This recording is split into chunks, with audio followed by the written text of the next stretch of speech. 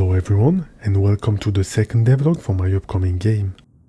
If you missed the last episode, we talked about the inspirations behind the project, we built out some of the core systems, and started bringing the world to life by decorating the first room of the facility. In this video, I'm excited to dive deeper into how the environment is evolving and share some more progress on the different systems I'm making for it. Anyways, let's jump right in.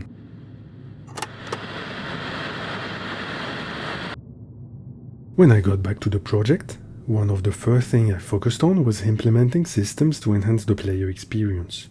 For example, I decided to add a vignette effect when you're crawling, and a dynamic head bob that changes based on whether you are sprinting or wearing a hazmat suit. Of course, I made sure to add an option to toggle the head bob on and off for those that don't like it. I've also integrated a system for playing different footstep sounds depending on the type of floor you're walking on, which really adds to the immersion. Another feature I worked on is the hazmat suit UI, which is now slightly bigger with some sort of displacement effect, so when you move the camera around, the UI takes a little bit of time to catch up, giving it a more realistic weighted feel. Lastly, I've introduced a death and respawn system. Also, instead of the enemy killing you in one hit, you now have 3 hit points, giving you a chance to escape when caught.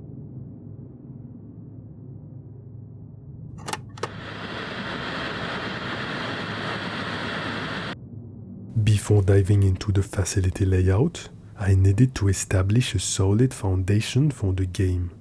This meant not just basic systems like movement, but focusing on the game's most important element, a strong AI. The AI behavior is key, as it directly influences the design of the layout and the facility.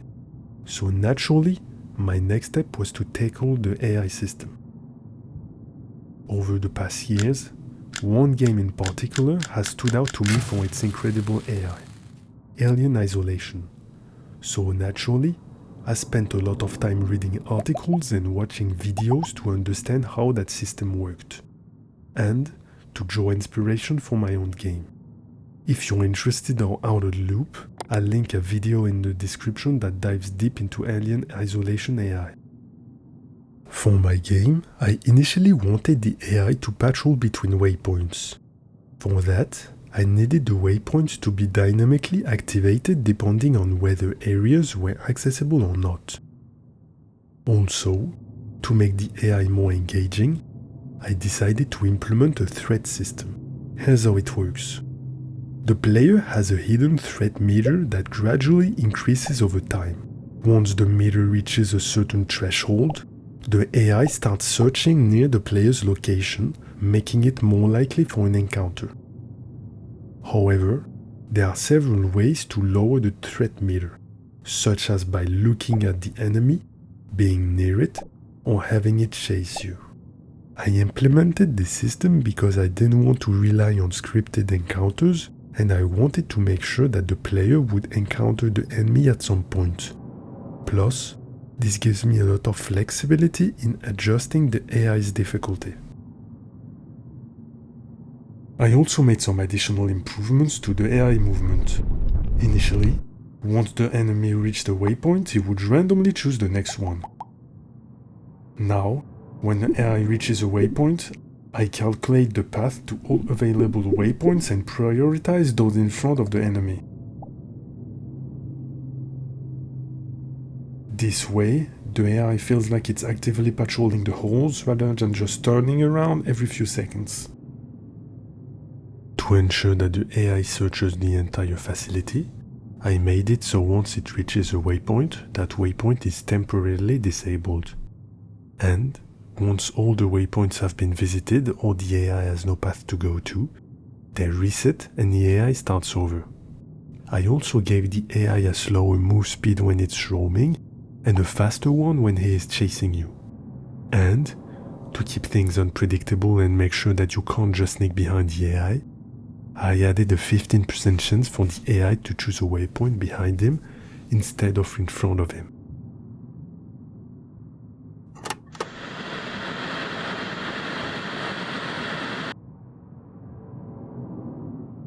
Once I finished working on the AI, I shifted my focus to the environment of the facility. The first step was to sketch out the layout of the facility, carefully considering the limitation and behaviors of the AI. This included planning how the AI would navigate the space and ensuring there were enough paths and choke points to make encounters feel dynamic and engaging. While designing, I made sure to include various rooms and unlockable vent systems to give the player alternative ways to navigate and avoid the enemy. I also left room for future expansions by adding 2 empty paths that later could connect to staircases, allowing for addition of new floors or a basement. With the layout complete, the next step was to start building it into Unity. I began by reorganizing key elements within the level, like the taste area, ensuring nothing broke in the process and removing unimportant objects to declutter the scene. Once that was done, I started building the facility layout using basic floor and wall pieces to match the original design. However, as I progressed, I realized some adjustments were needed to improve the layout of the facility and fix some issues that might arise regarding the AI behavior. So the final layout isn't exactly the same as the initial sketch, but very close instead. Anyways, instead of making you sit through a full time lapse of me painstakingly placing each piece by hand, let's just skip ahead to the finished result. And here it is.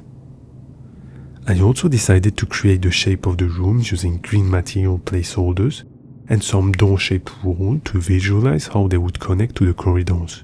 This helped me ensure everything was properly aligned and functional. While this layout served as a solid foundation, I knew some areas would need further adjustment in the future. But, for now, this is good enough. I then made some quick blockout of certain rooms, such as this observatory room with a smaller enclosed room inside, and this generator room where player will restore electricity to access the computer inside the control room and other key systems. It also features a second level accessible by a staircase leading to a smaller room overlooking it. The next step was decorating the hallways. I began by texturing the walls and floors, ensuring the materials matched the facility rundown and abandoned vibe. To set the mood, I started decorating a small corner featuring a vending machine, located here on the map. For the ceiling, I opted for a grate instead of a normal flat ceiling, allowing for objects to stick out through the holes. Once that was done, I placed various props and worked on the lighting to enhance the scene.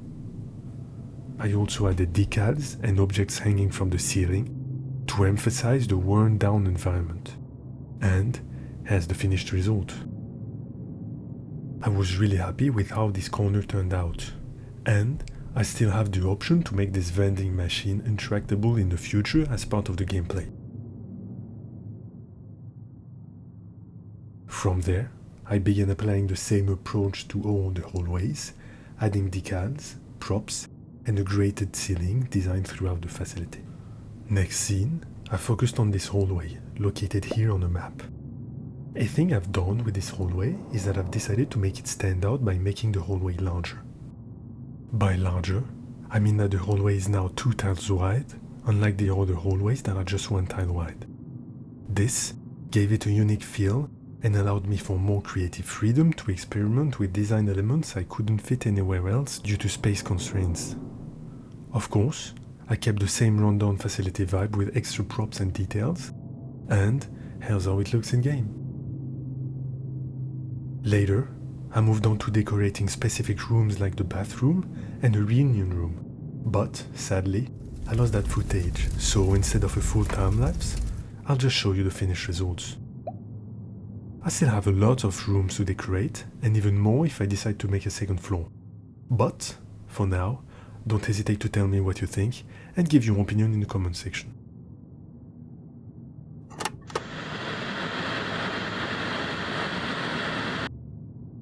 Before wrapping up, I wanted to let you know that I've been making a lot of progress behind the scenes. Some things I can't show just yet, But one other thing I couldn't wait to reveal is that I'm working on a demo. I'll be participating in Steam Next Fest next February, and that means a playable demo of FESTERED will be ready for you to try.